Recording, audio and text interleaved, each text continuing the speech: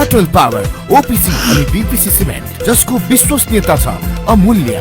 Atal power भरोसा प्रबल निर्माण अटल।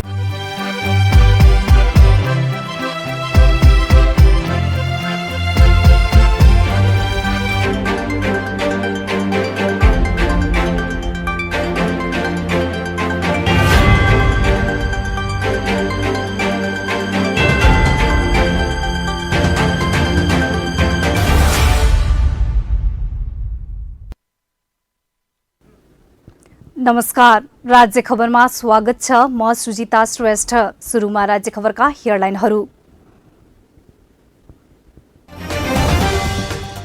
मुलुकभर एक सातादेखि कोरोना संक्रमणको दर दैनिक बढ्दो। कोरोनाको जोखिम बढेको भन्दै बाँकेमा एक हप्ताका लागि लकडाउन गर्न सिफारिस।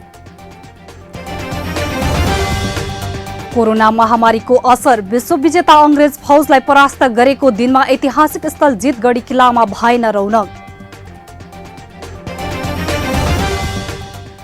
जसपाका 4 जना सांसदलाई 24 घण्टे स्पष्टीकरण। पार्टी निर्णय विपरीत मन्त्री बनेको भन्दै उचित जवाफ नदिए कारबाही गर्ने चेतावनी। युक्रेन सीमामा रुसले सेना स्थापित गरेपछि तनाव बढ्यो। दुई देशबीचको यो अवस्था सैन्य द्वन्द्वमा परिणत भए विश्वमा ठूलो असर पर्ने विज्ञको भनाई।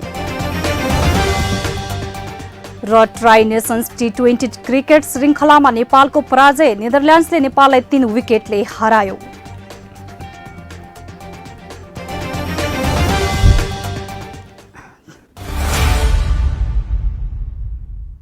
नेपाल गुणस्तर चिन्ह प्राप्त अटल पावर ओपीसी तथा बीपीसी सिमेन्ट। मूल्यमा होइन गुणस्तरमा विश्वास गर्नुहोस्। सस्तो सिमेन्टको प्रयोग गरेर आफ्नो निर्माणलाई कमजोर नबनाउनुहोस्। अटल पावर ओपीसी अनि बीपीसी सिमेन्ट जसको विश्वसनीयता छ अमूल्य। अटल पावर भरोसा प्रबल निर्माण अटल।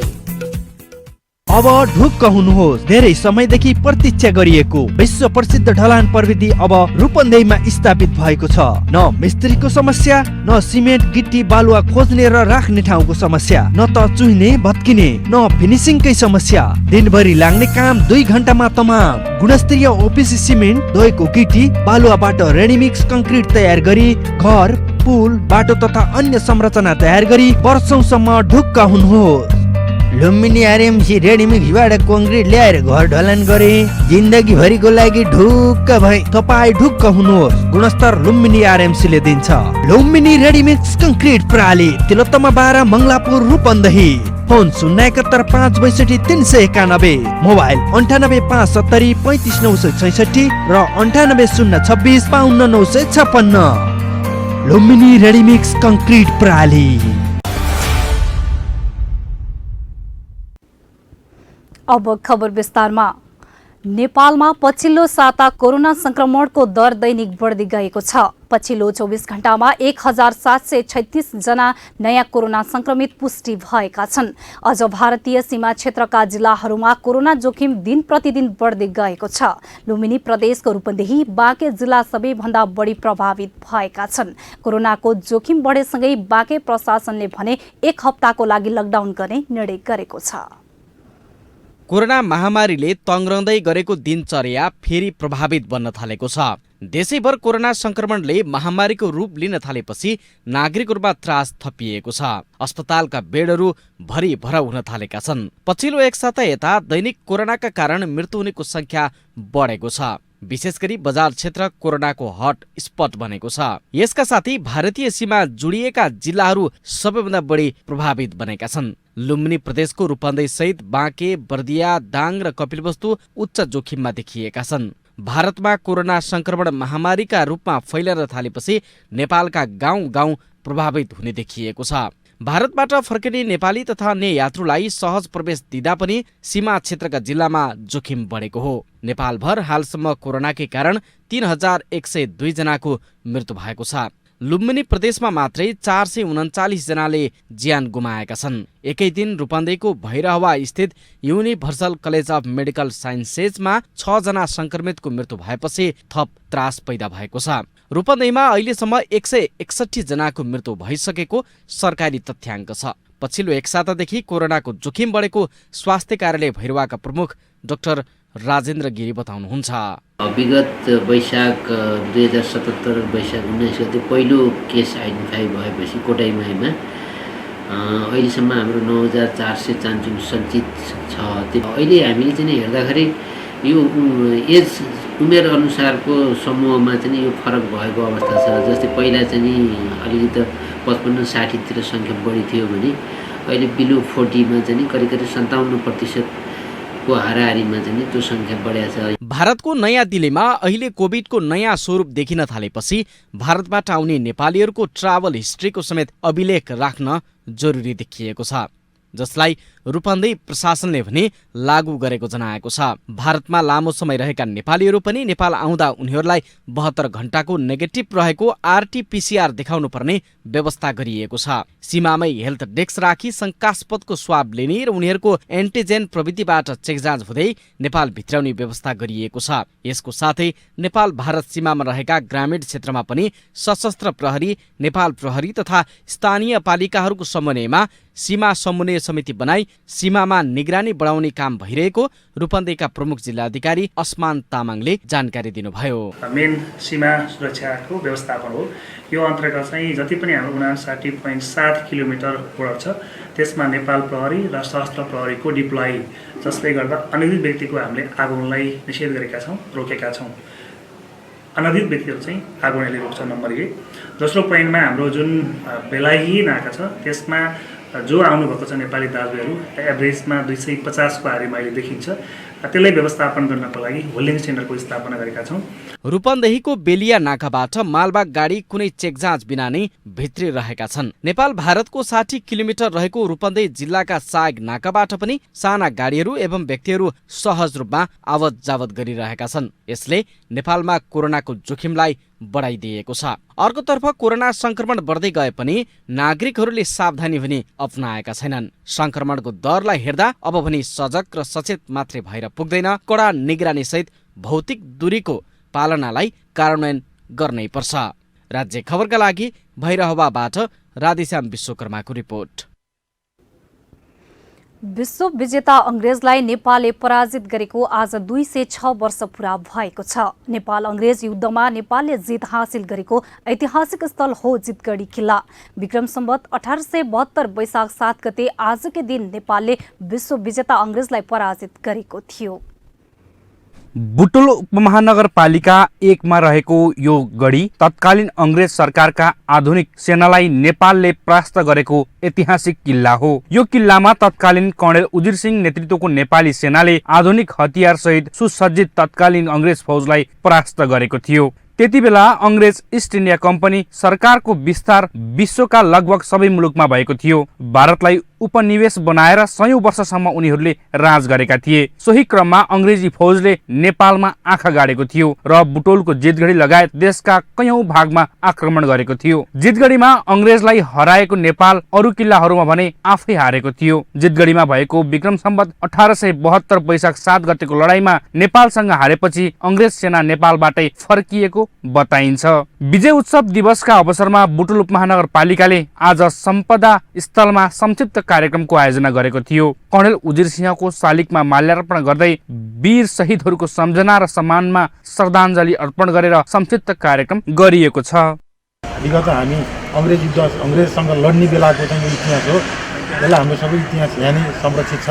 विस्तृत इतिहास चाहिँ हामीले चाहिँ अध्ययन गरेर के हो भने हामीले मात्रै थाहा भएन कि सबै जनताले पनि थाहा पाउनु पर्ने अवस्था छ।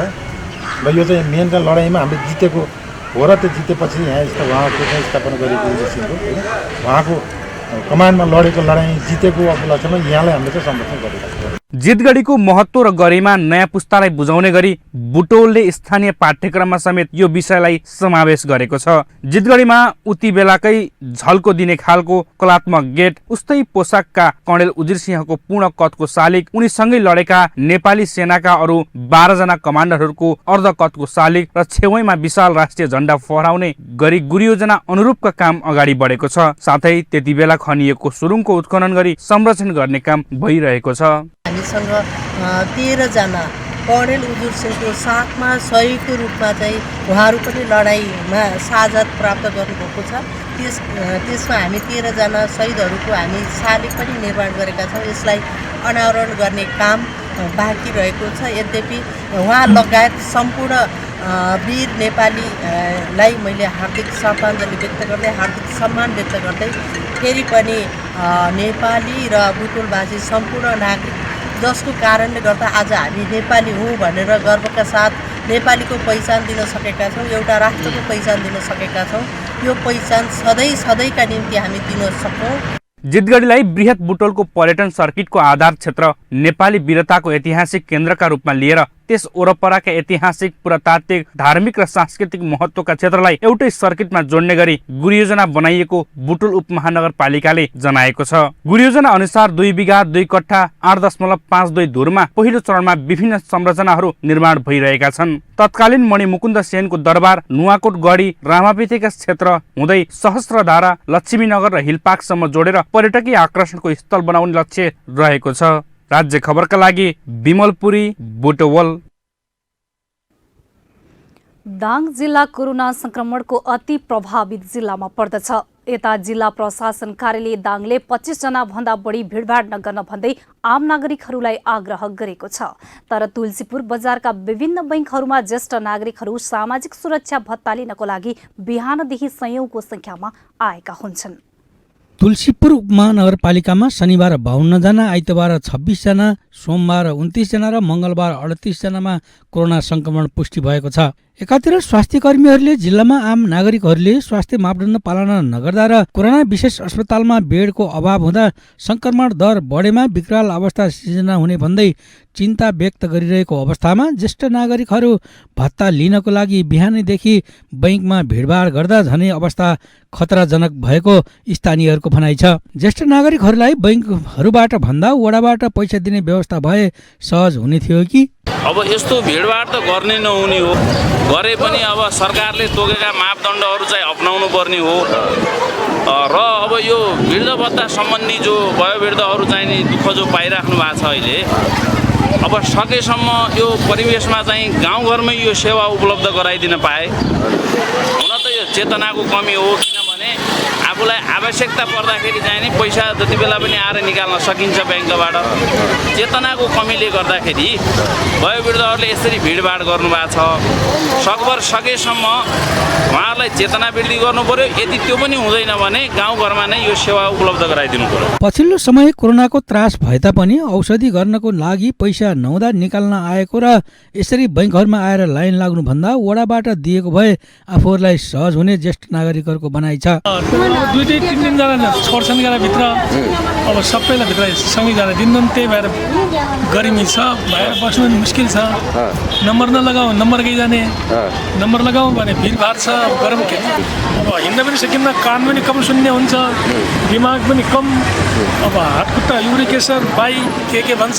कोरोना भन्ने तपाईँलाई थाहा पाउनु भएको छ कि नै? कोरोना रोग थाहा पाउनु भएको छैन? हिँड्दै कि गाडीमा? कोरोनाको विषयमा जानकारी भएका व्यक्ति भने पैसा निकाल्न आए पनि बैंकमा एकदमै भिडभाड देखेपछि र यस्तो भिडमा बस्न उचित नहुने भन्दै फर्किने गरेका छन्। आफ्नो स्वास्थ्य सुरक्षामा आफै ध्यान दिए यो रोगबाट बच्न सकिने उनीहरूको बुझाइ छ। यस्तो भिडमा चाहिँ बस्न ठिक भएन भन्दा म त फर्केर आएँ।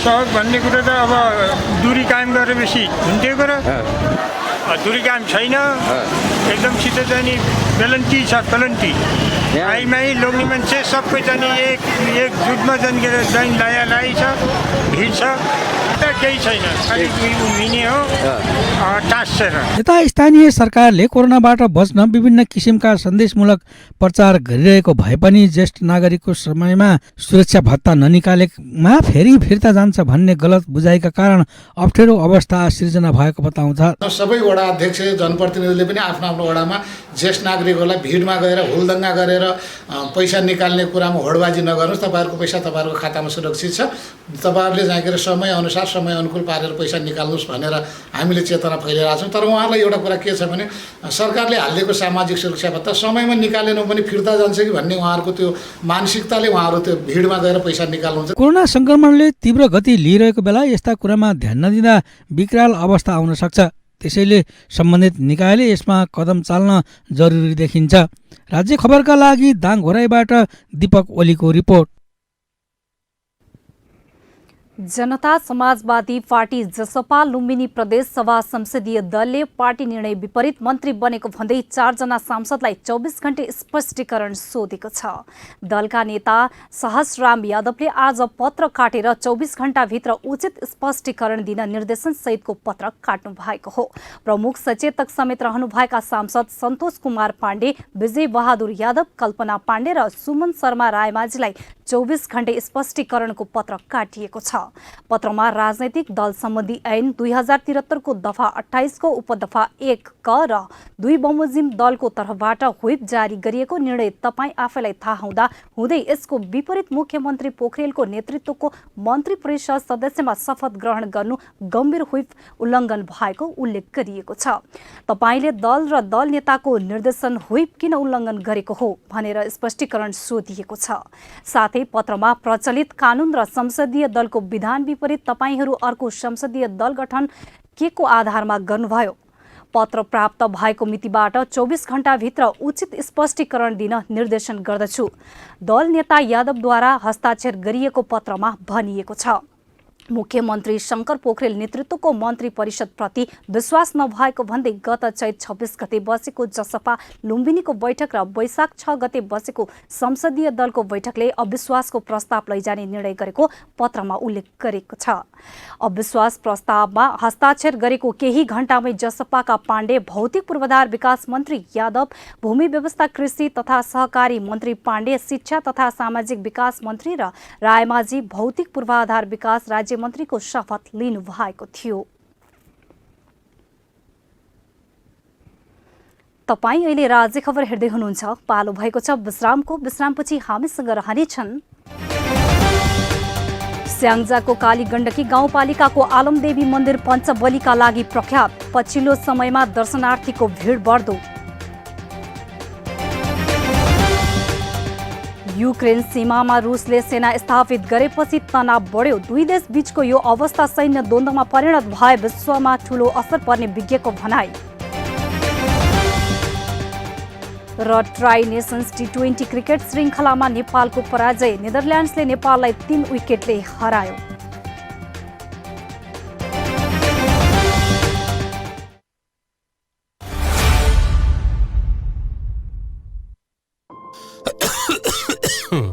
खोक्न फेरि सुरु भयो है। चुरोट छोड्नु भनेको मान्नुहुन्न? खासै खोकी छैन। थाहा छ, चुरोट खैनी जस्ता सुर्तीजन्य पदार्थ सेवन गर्नेहरूलाई कोरोना संक्रमण भएमा गम्भीर लक्षण देखिने र जटिलता समेत हुन्छ। थाहा छ, तिमीले पनि अनेक कुरा थाहा पाउँछौ। हो त, सुर्तीजन्य पदार्थले फोक्सोमा पहिले नै क्षति पुगिसकेको हुन्छ, अनि कोरोना संक्रमण भयो भने झन क्षति पुर्याउँछ। अनि अरू? फेरि चुरोट, सुर्ती, हुक्का खाँदा हातका औँलाले ओठ, मुख र नाकमा छुने, अझ एक अर्का बीच साटासाट गरी खानेहरूमा त कोरोना सर्ने जोखिम झन बढी हुन्छ। हो र? नयाँ तर निकै महत्त्वपूर्ण कुरा भन्यौ तिमीले। अबदेखि म कुनै पनि किसिमको सुर्तीजन्य पदार्थ खाँदै खान्न। सुर्तीजन्य पदार्थको सेवन गर्नेहरूमा कोभिड-19 को संक्रमणको गम्भीर लक्षणदेखि जटिलता समेत हुन्छ। त्यसैले सुर्तीजन्य पदार्थ कहिल्यै सेवन नगरौं। कोभिड-19 बाट बचौं र बचाऊ।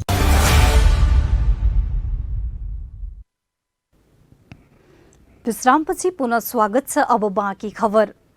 रोल्पाको घरती गाउँमा द्वन्द्वकालमा ध्वस्त बनाइएका सरकारी कार्यालय पुनः सुचारू भएपछि पश्चिम क्षेत्रका जनतालाई सेवा लिनको लागि सजिलो भएको छ। पश्चिम भेगका साबिकका 14 वटा गाविसका जनतालाई 2 दिन लगाएर सदरमुकाम लिबाङ जानुपर्ने बाध्यता हटेको छ। जग्गाको किता काठ, बडापत्र, ब्लू प्रिन्ट नक्सा जस्ता नापी कार्यालय लिभाङबाट हुने काम अहिले नापी कार्यालय घरती गाउँबाट भइरहेको छ। पश्चिम भेगका साबिकका 14 वटा गाविसलाई लक्षित गरी घरती गाउँमा नापी कार्यालय खुलेपछि यहाँका स्थानीयलाई 2 दिन लगाएर सदरमुकाम जानुपर्ने बाध्यता हटेको छ। सुविधा पहिला हामी अब लिबाङमा अब नचिनेको ठाउँ अब पनि त्यस्तो भइरहेको थियो र नजिकको थोरै जनतालाई सेवा प्रवाह गर्दा काम छिटो छरितो रूपमा हुने गरेको कार्यालयले जनाएको छ। घरती गाउँमा 10 वर्षे सशस्त्र द्वन्द्वका समयमा विस्थापित भएका नेपाल बैंक, इलाका प्रशासन कार्यालय, मालपोत कार्यालय फेरि सुचारू भएका हुन्। अब थबाङबाट अथवा बागाबानीबाट एक दिन यहाँ आउने एक दिन यहाँबाट चाहिँ उता जान चाहिँ 2 दिन लाग्थ्यो गाडीको सुविधाले हरेक हिसाबले त्यो सुविधा चाहिँ सजिलै पाछन् र अनि बिहान आएर सेवाग्राहीहरूले साँझ घर फर्किने वातावरण भएको छ। 14वटा गाडी छ, थोरै यो विकट क्षेत्रका मात्रै भएकोले सेवाग्राही पनि कमै हुने। घरती गाउँमा इलाका प्रशासन अन्तर्गतका विभिन्न कार्यालयहरू खुलेका छन्। यहाँ खुलेका कार्यालयहरूबाट जनतालाई दिइने सेवा सुविधा थप छिटो छरितो र प्रभावकारी बनाउन आवश्यक छ। तर अहिले पनि पर्याप्त मात्रामा कर्मचारीहरू पनि छैनन्। राज्य खबरका लागि रोल्पाबाट पहल जिएमको रिपोर्ट। स्याङ्जा जिल्लाको कालीगण्डकी गाउँपालिकामा रहेको आलमदेवी पञ्चबलीका लागि प्रख्यात मन्दिरमा पछिल्ला दिनमा दर्शनार्थीको भिड बढ्न थालेको छ। शाहवंशीय राजाको उत्पत्तिसँगै 1350मा मन्दिर निर्माण भएको किम्बदन्ती रहेको स्थानीय बताउँछन्। शाहवंशीय राजपरिवारले शक्तिपीठको रूपमा वर्षेनी पूजा आजा गर्ने आलमदेवी मन्दिरमा कुनै मूर्ति भने रहेको छैन। परापूर्व कालमा भारतको चित्रणगढबाट राजाहरू लखेटिएर नेपाल प्रवेश गर्दा आफूहरूसँगै इष्टदेवीको मूर्ति पनि ल्याएका र उक्त इष्टदेवीको मूर्ति जमिनमा राख नहुने तर अकस्मात मूर्ति जमिनमा खस्न पुगेको र सोही समयमा मूर्ति अलप भएदेखि सोही स्थानमा रहेको रुखलाई पूजा गरिँदै आएको मन्दिर व्यवस्थापन समितिका सचिव महन्त थापाले बताउनुभयो। यो विशेष गरी शाहवंशे र अनि त्यसपछि यो खाँट ठकुरीहरूको पनि यो कुलदेवी भएको कारणले देशभरिका खाँट ठकुरीहरू उहाँहरू चाहिँ आफ्नो कुलदेवीको रूपमा पूजाआजा गर्नको लागि आउनुहुन्छ भने अरू भक्तजनहरू शक्तिपीठको रूपमा चाहिँ यो मन्दिरमा चाहिँ आउने गर्नुभएको छ। परापूर्व कालमा देवीको मूर्ति अलप भएकोले अलप देवी हुँदै अपभ्रंश भई आलमदेवी नाम रहन गएको स्थानीय बताउँछन्। पञ्चबालीका लागि प्रख्यात यस मन्दिरमा पछिल्ला दिनमा दर्शनका लागि मात्र दैनिक 300 देखि 500 सम्म दर्शनार्थी आउने गरेका छन्। सरकारले घोषणा गरेको नेपालका 100 नयाँ पर्यटकीय गन्तव्य स्थान मध्येमा पर्न सफल यस मन्दिरमा बडा दशैं, चैत दशैं, एकादशी, नुहागी लगायतका पर्वहरूमा भक्तजनहरूको ठूलो घुइँचो लाग्ने गर्दछ। यहाँको अर्को विशेषता भनेको 10 देखि 12 वर्ष उमेरसम्मका मगर बालक पुजारी हुनुपर्ने हो। मनोकामना पूरा हुने विश्वासका साथ यहाँ पाल्पा, गुल्मी, बागलुङ, रूपन्देही, नवलपरासी लगायत देशैभर र विदेशबाट समेत भक्तजनहरू आउने गर्दछन्। यहाँ चाहिँ हामी पहिलेदेखि पूजा गरिरहेको अनि मेरो माइत यही हो तल अनि पूजा भक्कलहरू सबै पुरा हुने बोलेको सबै कुराहरू त्यसले गर्दा चाहिँ हामी पाठो लिएर भक्कल गर्नको लागि यहाँ आएका थियौँ अनि अहिले पाठो काटेर अनि भक्कल गरेर हामी भक्कल चाहिँ दिन भनेर पुरा गर्नको लागि हामी भैरवादेखि आएका छौँ। आफ्नो इच्छाहरू पुरा होस् भनेर पहिल्यैदेखि बाबुबाजेदेखि नै मानिराखेको यहाँ अब जे पनि पुरा हुन्छ अरे भनेर कति मान्छेहरू पनि आए, पुरा भएर पनि कति मान्छेहरू आए। शाहवंशीय राजघरानाका परिवार र खाँट ठकुरीको कुल देवता रहेकाले कुल पूजा गर्न देशभरबाट यहाँ शाह, खाँट तथा ठकुरीहरू आउने गर्दछन्। पछिल्ला दिनमा मन्दिरको व्यवस्थापनमा सुधार, प्रचार प्रसार र सडक सञ्जालको विकाससँगै कोरोनाका बीचमा पनि यहाँ आउने धार्मिक पर्यटकको संख्या दिनहुँ दिन बढ्दै गएको छ। यो मन्दिरलाई हामीले अलिकति नयाँ तरिकाले पुनः संरचना गरेको अवस्था, यसको चाहिँ यो बाहिरी वातावरणको चहल पहल र अहिले सामाजिक सञ्जालमा चाहिँ जुन खालको एउटा प्रचार प्रसारको कारणले विगतमा भन्दा हाम्रो यो कोभिड-19को प्रभाव हुँदाहुँदै पनि झन्डै दोब्बरदेखि तेब्बरको चाहिँ भक्तजनको संख्या बढेको हामीले महसुस गरेका छौँ। व्यवस्थापकीयमा त हामीले नयाँ ढङ्गले अब यसलाई चाहिँ नयाँ तरिकाले लग्दैछौँ। जस्तो बाहिरबाट आउने व्यक्तिहरूको लागि पनि अब यहाँ रहन सहनको लागि यहाँ बस्नलाई हामीले त्यो खालको एउटा होमस्टे पनि विकास गरेका छौँ र हामीले व्यवस्थापकीयमा अरू भक्तजनहरूलाई असहज हुने परिस्थितिमा हामीले यहीँ पनि अब केही भाइहरूले अब केही व्यक्तिहरूले गाडीको समेत व्यवस्था गर्नुभएको छ। होइन, उहाँहरूलाई हामीले त्यहाँसम्म गएर रिसिभ गरेर ल्याउन सक्ने अवस्था पनि रहेको छ र यहाँ कुनै पनि बेला कुनै पनि बखत एकदमै निर्धक्कका साथ अबको त बर्खामा पनि पहिरोबाट जोगिँदै आउन सक्ने हिँड्नुभन्दा बाटो चाहिँ पिच भइसकेको र ग्राभलिङ भइसकेको अवस्था छ। त्यो कारणले मजाले आउन सकिन्छ। यस क्षेत्र र मन्दिरको व्यवस्थापनमा स्थानीय सरकारले पनि चासो दिन थालेसँगै यस मन्दिरको गरिमा झन बढेको छ। अन्य निकायले पनि यस्ता धार्मिक क्षेत्रको विकासमा ध्यान पुर्याउन सके यस क्षेत्रको विकास हुने देखिन्छ। राज्य खबरका लागि पाल्पाबाट सन्तोष बस्यालको रिपोर्ट। गुल्मीको इस्मा गाउँपालिकामा अभिमुखीकरण कार्यक्रम सम्पन्न गरिएको छ। इस्मा गाउँपालिकाको सामाजिक सुरक्षा तथा पञ्जीकरण शाखाको आयोजनामा व्यक्तिगत घटना दर्ता, सामाजिक सुरक्षा गुनासो दर्ता शिविर एवं पूरक शिविर सम्बन्धी अभिमुखीकरण कार्यक्रम सम्पन्न गरिएको छ। गाउँपालिकाका प्रमुख प्रशासकीय अधिकृत विष्णु घरतीले विद्युतीय माध्यमबाट सामाजिक सुरक्षा भत्ता भुक्तानी सम्बन्धी व्यवस्था अन्तर्गत बैंकमा लाभग्राहीको खाता खोल्ने, सामाजिक सुरक्षा भत्ता खातामा जम्मा गर्ने विधि, प्रतिवेदन तयार पार्ने, भत्ता विवरणको समयमा आउने समस्याका बारेमा जानकारी गराइएको थियो।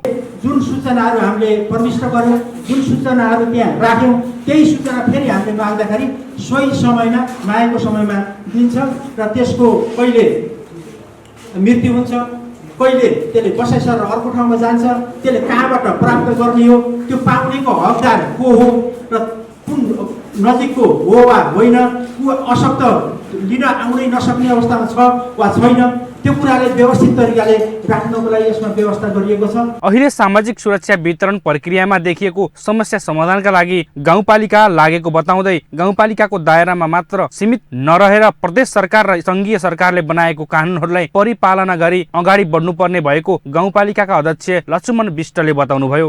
यो गाउँपालिकाको दायराभित्र मात्रै सीमित नरहेर प्रादेशिक सरकार, संघीय सरकारको मातहतमा संघीय सरकार र प्रादेशिक सरकारले बनाएका कानुनहरूलाई परिपालना गर्दै अगाडि बढ्ने स्थानीय सरकारको बाध्यताको कारण केही अप्ठ्यारा समस्याहरू, केही चुनौतीहरू पनि हाम्रो सामु खडा भएका छन्।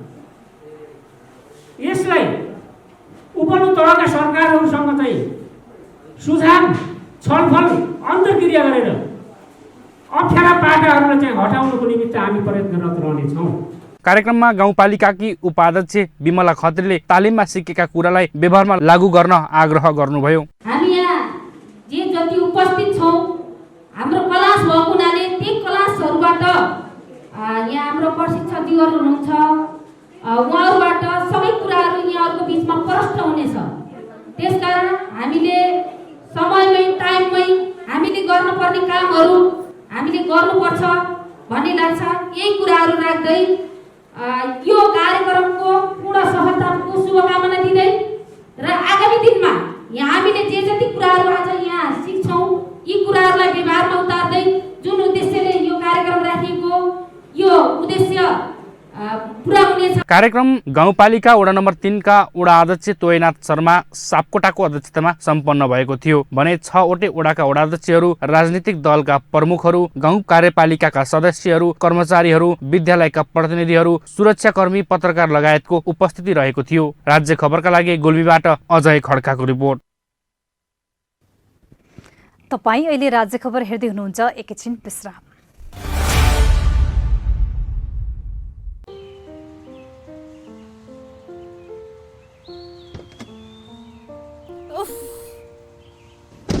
तिमीले फेरि चुरोट खान थालेको?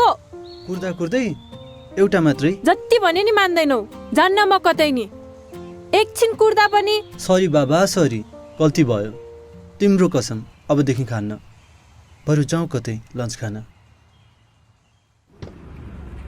चुरोट, हुक्का, खैनी जस्ता सुर्तीजन्य पदार्थ पूर्ण रूपमा निषेध भएको रेस्टुरेन्टमा मात्रै जान्छु म। मलाई पनि थाहा छ, चुरोट, खैनी जस्तो सुर्तीजन्य पदार्थले मलाई, तिमीलाई र भविष्यमा हामीबाट जन्मने बच्चालाई समेत असर गर्न सक्छ। धूम्रपान तथा सुर्तीजन्य पदार्थको सेवन कहिल्यै नगरौँ। आफ्नो स्वास्थ्यप्रति आफै सजग र जिम्मेवार बनाऊ।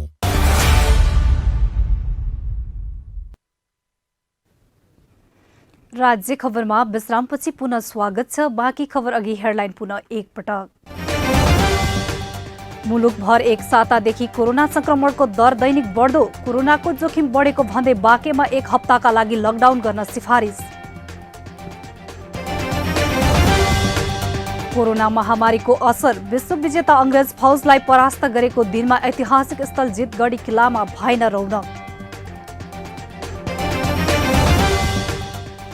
जसपाका 4 जना सांसदलाई 24 घण्टे स्पष्टीकरण, पार्टी निर्णय विपरीत मन्त्री बनेको भन्दै उचित जवाफ नदिए कारबाही गर्ने चेतावनी। युक्रेन सीमामा रुसले सेना स्थापित गरेपछि तनाव बढ्यो, दुई देश बीचको यो अवस्था सैन्य द्वन्द्वमा परिणत भए विश्वमा ठूलो असर पर्ने विज्ञको भनाई।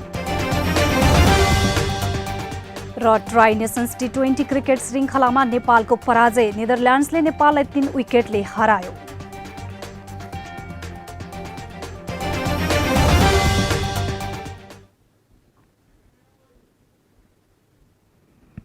अब बाँकी खबर।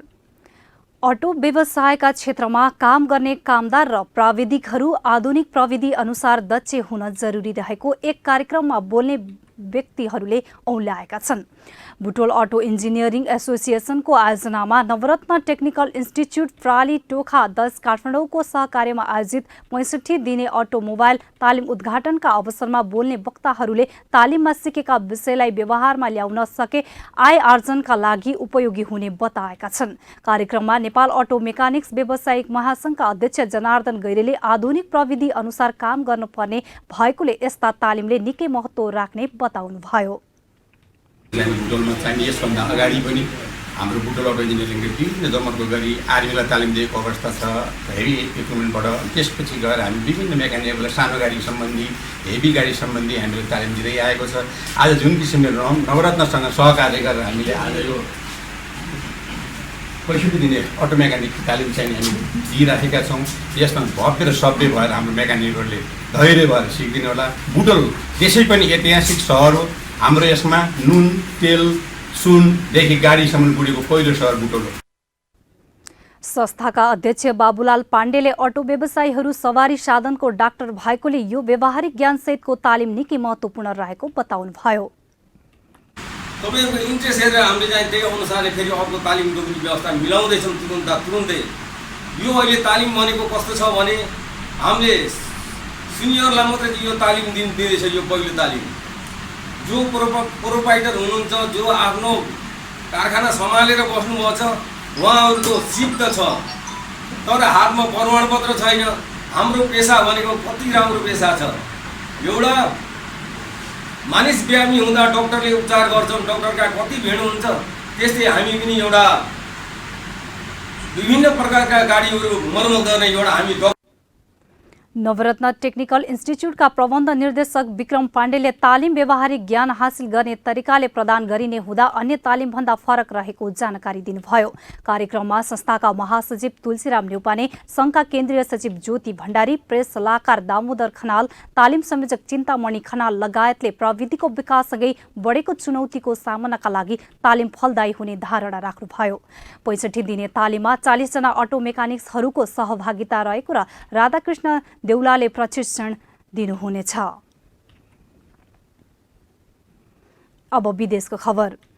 सोभियत संघको पतनसँगै सन् 1991 मा युक्रेनले स्वतन्त्र राष्ट्र भयो। सन् 2014 को मार्चमा रुसले युक्रेनबाट क्रिमियालाई आफूमा गाभ्यो। त्यस यता युक्रेन र रुस बीचको सम्बन्ध चिसिँदै गएको छ। पछिल्लो समय युक्रेनको डोनबास क्षेत्र र युक्रेन सीमामा रुसले हजारौंको संख्यामा सेना स्थापित गरेपछि तनाव बढेको हो। मार्च 26 मा पूर्वी युक्रेनको विवादित क्षेत्रमा रुस समर्थकहरूले 4 युक्रेनी सेनाको हत्या गरेपछि सन् 2020 देखिको युद्ध विराम फेरि तनावको अवस्थामा धकेलिएको छ। त्यसयता युक्रेन रुस सीमामा हजारौंको संख्यामा सैन्य उपस्थिति बढेको छ भने ठूला ठूला हतियारहरू तैनात गरिएको छ। युक्रेनले यसलाई आफ्नो सार्वभौमिकताको विरुद्धको अनियन्त्रित भड्काउ भनेको छ। हाम्रो सीमामा रुसी सैन्य उपस्थिति हामीलाई स्पष्ट रूपमा थाहा छ। प्रश्न यो मात्रै हो कि अब युद्धको अवस्था पुटिनमा निर्भर गर्छ। युक्रेनको राष्ट्रिय सुरक्षा र रक्षा परिषदका सचिव ओलेक्सी डेनिलोभले केही दिन अघि भनेका छन्। यसरी रुसको राजधानी मस्को र युक्रेनको राजधानी कीव दुवैले आफूले तनाव बढाइरहेको कुरालाई अस्वीकार गरेका छन्। युक्रेनमा रुस समर्थक समूह पनि ठूलो संख्यामा छन्। रुस र युक्रेन बीचको यो अवस्था सैन्य द्वन्द्वमा फैलियो भने युरोप र पुरै विश्वमा ठूलो असर पर्ने देखिन्छ। अब खेल खबर। नेदरल्यान्ड्सले सनसनीपूर्ण खेलमा नेपाललाई 3 विकेटले पराजित गरी बजाज पल्सर त्रिकोणात्मक 2020 अन्तर्राष्ट्रिय श्रृङ्खलाको फाइनल नजिक पुगेको छ। नेपालले आज त्रिवी क्रिकेट खेल मैदानमा टस जितेर ब्याटिङ गर्दै 6 विकेट गुमाई बनाएको 206 रनलाई नेदरल्यान्ड्सले 3 बल अगाडि 209 रन बनाउँदै पूरा गरेको हो। नेदरल्यान्ड्सको 3 खेलमा यो दोस्रो विजय हो। पहिलो 2 खेल जितेको नेपालको श्रृङ्खलामा यो पहिलो पराजय हो। वास्डे लिडले अभिजित 81 रन बनाउँदै नेदरल्यान्ड्सलाई अविस्मरणीय विजय दिलाएका हुन्। सन्दीपले नेपालबाट सर्वाधिक 4 विकेट लिए। उनले 4 ओभरमा 48 रन खर्चे। करण केसी, अविनाश बोहरा र कुशल मल्लले एक विकेट लिएका थिए। यसअघि नेपालको इनिङ्समा कुशल भुर्तेल आफ्नो पहिलो 3 खेलमै 2020 अन्तर्राष्ट्रियमा अर्धशतक बनाउने पहिलो खेलाडी बनेका थिए। उनको र उपकप्तान दिपेन्द्र सिंह एरीको शानदार ब्याटिङमा नेपालले नेदरल्यान्ड्सलाई त्रिकोणात्मक 2020 अन्तर्राष्ट्रिय श्रृङ्खलामा 207 रनको लक्ष्य दिएको थियो। राज्य खबरको अन्त्यमा आइपुग्यौं। जाँदा जाँदै हेडलाइनहरू। मुलुकभर एक सातादेखि कोरोना संक्रमणको दर दैनिक बढ्दो। कोरोनाको जोखिम बढेको भन्दै बाँकेमा 1 हप्ताका लागि लकडाउन गर्न सिफारिस। कोरोना महामारीको असर। विश्वविजेता अंग्रेज फौजलाई परास्त गरेको दिनमा ऐतिहासिक स्थल जितगढी किल्लामा भएन रौनक।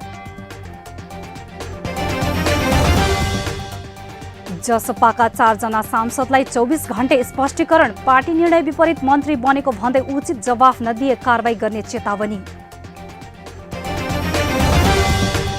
युक्रेन सीमामा रुसले सेना स्थापित गरेपछि तनाव बढ्यो। दुई देश बीचको यो अवस्था सैन्य द्वन्द्वमा परिणत भए विश्वमा ठूलो असर पर्ने विज्ञको भनाई। र ट्राई नेसन्स T20 क्रिकेट श्रृङ्खलामा नेपालको पराजय। नेदरल्यान्ड्सले नेपाललाई 3 विकेटले हरायो।